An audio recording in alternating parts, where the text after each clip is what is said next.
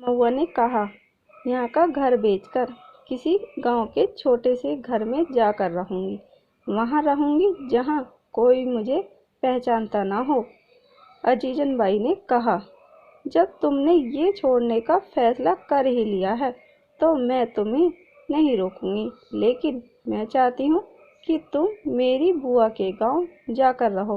बुआ तो कब की मर गई थी, लेकिन उनकी याद में उसी गांव में मैंने एक घर खरीदा था जहां कोई नहीं रहता। सालों से वो घर ऐसे ही पड़ा है। उस घर के ही आसपास मेरे खेत हैं। वहाँ एक कुआं भी, कुछ इमली और जामुन के पेड़ भी हैं।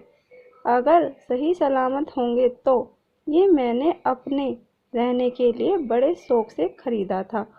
उस गांव में मेरी बुआ रहा करती थी।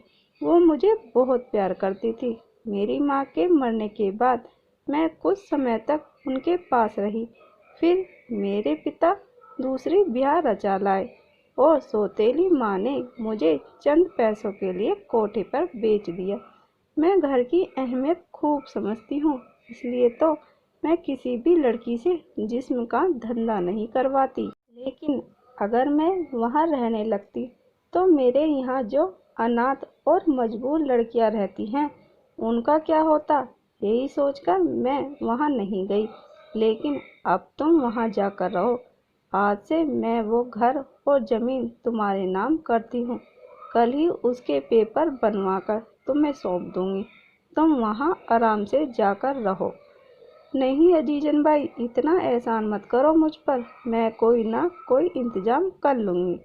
अजीजन बाई ने कहा, तुम भी तो मुझे इतने सालों से कमा कर दे रही हो, ये उसका उपहार मान लो। महुआ बोली, मैं किस मुंह से तुम्हारा शुक्रिया अदा करूं।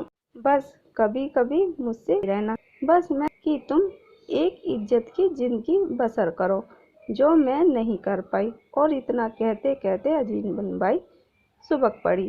भाई, त्याग करना हो तो कोई आप औरतों से सीखे। जिंदगी भर केवल देती ही रहती हैं और बदले में कभी कुछ मांगती नहीं, चाहे वो एक पारिवारिक औरत हो या कि कोठे वाली।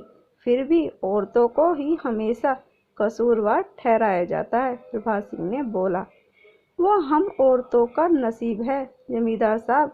बदनसीब तो वो हैं जो औरतों की कदर नहीं करते। जमींदार प्रभात सिंह की बात सुनकर अजीजन बाई बोली, काश आपकी तरह दुनिया का हर मर्द हम औरतों की इज्जत करता तो दुनिया में औरतों की ये दशा न होती। इस पुरुष सत्तात्मक दुनिया में ये सदियों से चला आ रहा है, लेकिन औरतों का हौसला आज भी कायम है।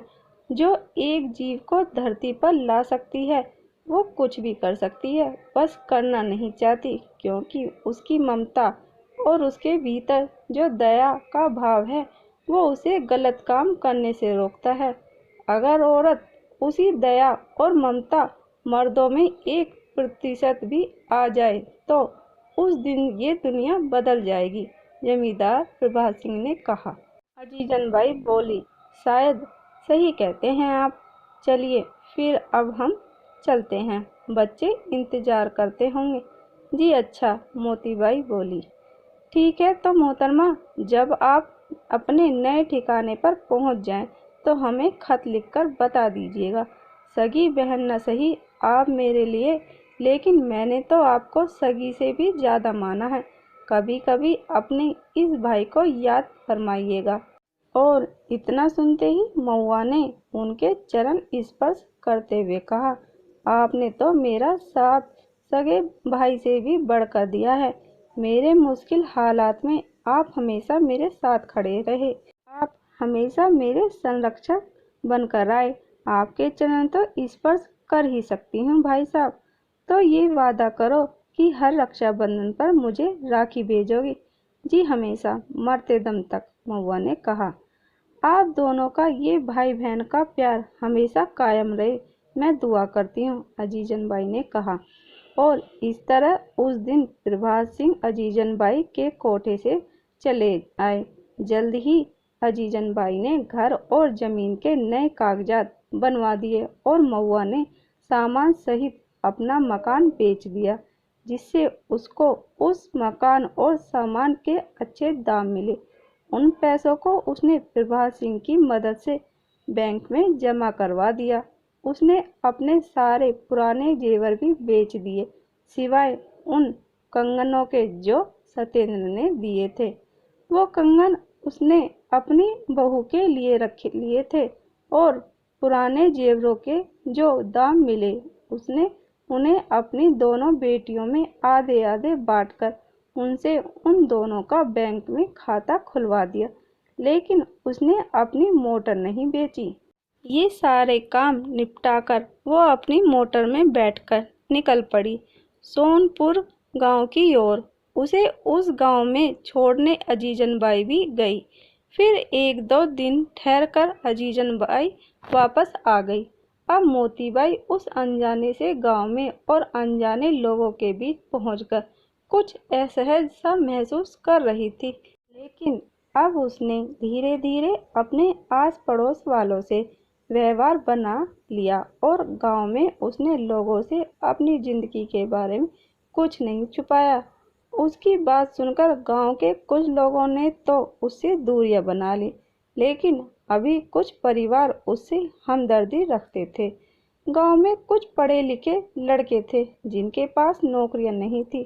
तब महुआ ने सोचा क्यों ना खेतों के कुछ भाग को स्कूल में परिवर्तित कर दिया जाए, जिससे बच्चे पढ़ भी सकेंगे और ये लड़के जिनके पास नौकरियां नहीं हैं वे भी फालतू नहीं बैठेंगे। और उसने अपना विचार गांव के लोगों को बताया। कुछ लोगों को तो महुआ का सुझाव पसंद आया, लेकिन कुछ ने उसका विरोध किया। कुछ लोगों के विरोध के कारण महुआ अपने खेतों की जमीन पर स्कूल न खुलवा सकी, इसलिए मजदूर लगाकर उस जमीन पर खेती बाड़ी शुरू कर दी, क्योंकि यही तो उसके पति सत्येंद्र का सपना था। इतना गेहूं चना हो जाता कि उसे बेचना पड़ता और उन पैसों से उसने गांव में एक प्याऊ बनवा दिया, फिर एक धर्मशाला भी बनवाई। धीरे धीरे उसने उस गांव में एक विवाह घर भी बनवा दिया, जहां उसने पानी के लिए 2 कुएं भी खुदवा दिए। महुआ के इस काम को देखकर अब लोगों का मन महुआ की ओर से कुछ साफ हुआ था। अब महुआ से मिलने उसकी बेटियां और बेटे घर आने लगे थे। जब भी सबकी छुट्टियां होती तो सारा परिवार हंसी खुशी के साथ समय बिताता। अब महुआ को अपनी ये सुकून भरी जिंदगी भाने लगी थी। कभी कभी वो सोचती कि कैसे कैसे हालातों को पार करके वो जिंदगी के इस मुकाम तक पहुंची है। इस जिंदगी के सपने उसने कितनी बार देखे, लेकिन हर बार टूटे। अब जाकर उसका ये सपना सच हो रहा है। इधर उसके बच्चे भी अब बड़े और समझदार होते जा रहे थे।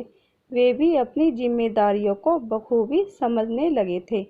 वे जब भी घर आते तो अपनी माँ का पूरा ख्याल रखते। बच्चों के बड़े होने से महुआ को बहुत आराम हो गया था, क्योंकि उसके बच्चे उसे बहुत अच्छी तरह समझने लगे थे। इधर प्रभात सिंह के दोनों बच्चों की भी पढ़ाई खत्म हो चुकी थी। बेटी एक स्कूल में अध्यापिका हो गई थी। प्रभात सिंह ने एक अच्छा सा वकील लड़का देखकर उसकी शादी कर दी। इधर उसका बेटा भी विलायत से डॉक्टरी पढ़कर आ गया था। उसने भी एक सभ्य परिवार की पढ़ी लिखी लड़की देखकर प्रभात सिंह की रजामंदी से विवाह कर लिया। लेकिन महुआ प्रभात सिंह की दोनों बच्चों की शादी में ना गई। उसने प्रभात सिंह से ये कहा कि वो शादी में आई और अगर किसी ने उसे पहचान कर उसके अतीत को कुरेदा तो उसे ये अच्छा नहीं लगेगा। फिर आपके यहाँ भी 4 रिश्तेदार जुड़ेंगे। कुछ ऊंच नीच हो गई तो मैं आपको जिंदगी भर माफ नहीं कर पाऊंगी। लेकिन उसने अपने बच्चों को शादी में जरूर भेजा। बेटी ब्याहकर अपने ससुराल चली गई थी और डॉक्टर बेटे की पोस्टिंग बेंगलोर के किसी अस्पताल में हो गई थी। इसलिए प्रभात सिंह का बेटा अपनी पत्नी संग बेंगलोर चला गया। अब इतनी बड़ी हवेली में अकेले प्रभात सिंह का जी घबराता था, इसलिए उन्होंने सोचा कि मैं उस शहर चला जाता हूँ जहाँ अनमोल बोर्डिंग स्कूल के बाद अपनी आगे की पढ़ाई कॉलेज में कर रहा है। और इसने इस बात के लिए महुआ से पूछा। महुआ ने खत लिखकर कहा कि इससे अच्छा और क्या हो सकता है जो आप मेरे अनमोल के संरक्षक बनकर उस शहर में रहकर उसके ऊपर निगरानी रख सकते हैं। और प्रभात सिंह ने महुआ की बात मान ली। वे जल्दी से अनमोल के शहर में जाकर रहने लगे। सबका जीवन ऐसे ही बीत रहा था। महुआ के तीनों बच्चे भी उसके पास नहीं थे। तभी गांव में हैजा फैला। एक एक दिन में परिवार के लगभग 2-3 सदस्य मरने लगे। महुआ जी जान से गांव के लोगों की सेवा में जुट गई। उसने अपने ही घर के पास अपने ही पैसों से सभी गांव वालों के लिए खाने की व्यवस्था करवाई।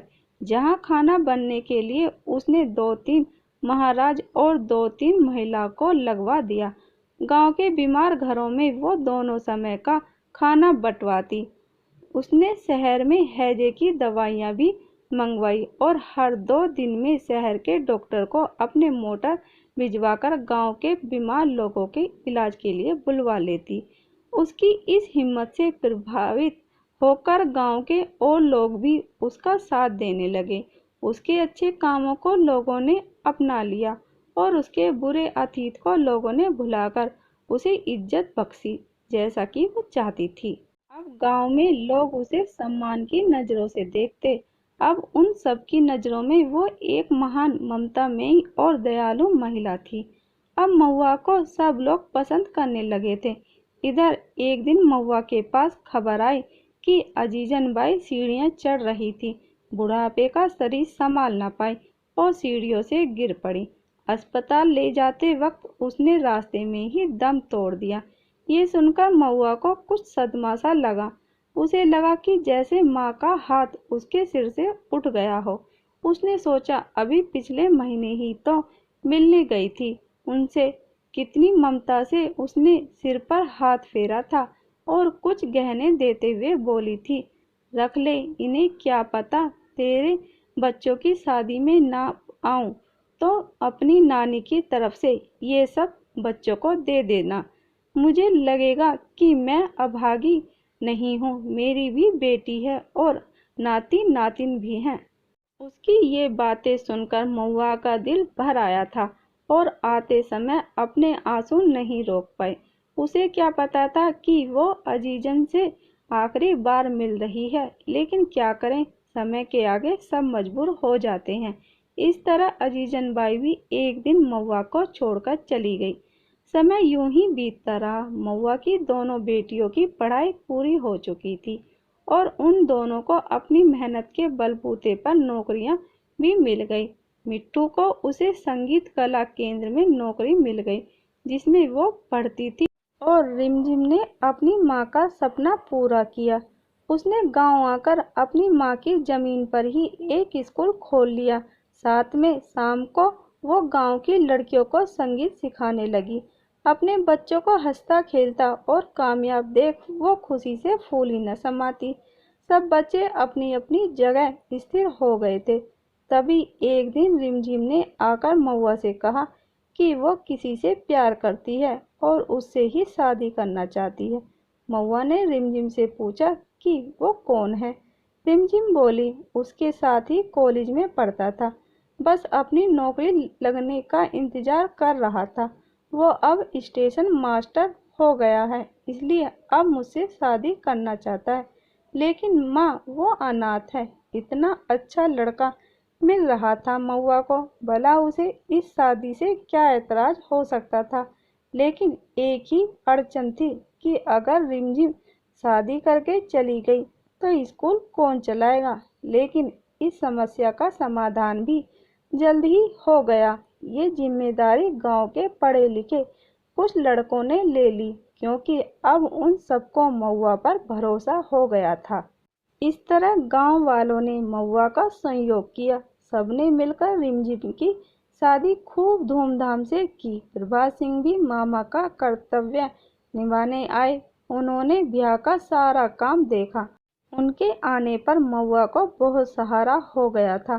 अब रिमझिम भी अपने घर चली गई थी।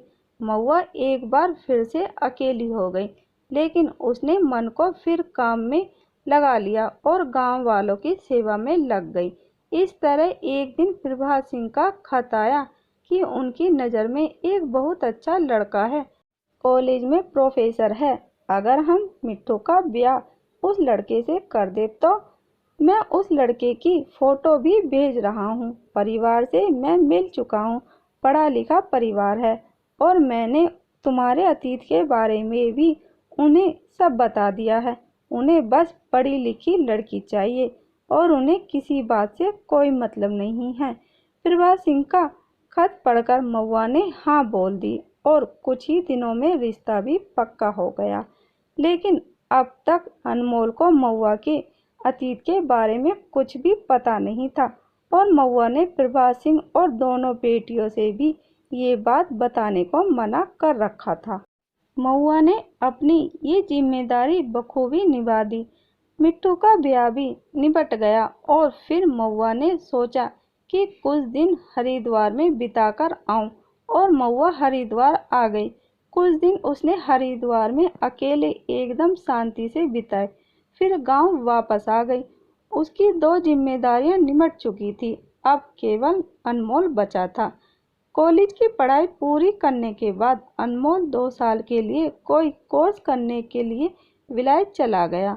अब 2 साल महुआ को बेटे का मुंह देखे बिना काटने थे, लेकिन तब भी उसने तसल्ली रख ली। बेटियां हर 1-2 महीने में माँ से मिलने आती रहती। फिर पता चला कि रिमझिम उम्मीद से है, इसलिए उसकी देखभाल के लिए महुआ ने उसे अपने पास बुला लिया। क्योंकि रिमझिम का पति अनाथ था, इसलिए उसकी देखभाल के लिए वहाँ कोई महिला नहीं थी। कुछ महीनों के इंतजार के बाद रिमझिम ने एक नन्ही मुन्नी प्यारी सी बच्ची को जन्म दिया। उस बच्ची को देखकर महुआ की खुशी का कोई ठिकाना न रहा। वो नानी बन चुकी थी, ये उसे अब तक विश्वास नहीं हो रहा था। उसने उस बच्ची को बड़े प्यार से अपने हाथों में उठाया। उस नन्ही परी को हाथों में लेते हुए खुशी के मारे उसकी आंखों से आंसुओं की धारा बह चली। महुआ बोली, ये मेरी जिंदगी की सबसे बड़ी खुशी है, इसलिए इसका नाम खुशी होना चाहिए। मैं अपनी बेटियों के जन्म के वक्त इतनी खुश नहीं थी, क्योंकि मुझे डर था कि ना जाने मेरी बेटियों के नसीब में कैसी जिंदगी लिखी है। लेकिन इसे देखकर एक आज़ादी का अनुभव हो रहा है। बस आज भर के लिए मुझे पंख मिल जाएं तो मैं हवा में उड़ जाऊं। रिमझिम की बेटी को महुआ ने तब तक संभाला जब तक कि वो 5-6 महीने की ना हो गई। इसके बाद रिमझिम बच्ची को अपने साथ लेकर ससुराल चली गई। रिमझिम के जाने के बाद मिट्टू की भी खुशखबरी आ गई और इसके कुछ महीने बाद उसने बेटे को जन्म दिया। लेकिन वो महुआ के पास ना आई, क्योंकि उसका ख्याल रखने वाले उसके ससुराल में काफ़ी लोग थे। अब महुआ बिल्कुल निश्चिंत हो चुकी थी। दोनों बेटियों की गोद भी भर चुकी थी। अब इंतजार रह गया था तो केवल बहू का। उसे विलायत से अनमोल के आने का इंतजार था कि वो वापस आ जाए तो कोई अच्छी सी लड़की देखकर इस जिम्मेदारी को भी पूरा कर दें। लेकिन इंसान जैसा सोचता है वैसा हो कहाँ पाता है। अगर जिंदगी हमारे अनुसार चलने लगी तो इंसान को कभी कोई तकलीफ ही ना होती। अनमोल को विलायत गए हुए 2 साल पूरे होने वाले थे और बस महुआ को उसके आने का इंतजार था। 1-2 महीने बाद वो विलायत से लौट भी आया। उसे प्रभात सिंह एयरपोर्ट लेने पहुंचे और 1-2 दिन वो शहर में रुकने के बाद महुआ के पास गांव भी आ गया।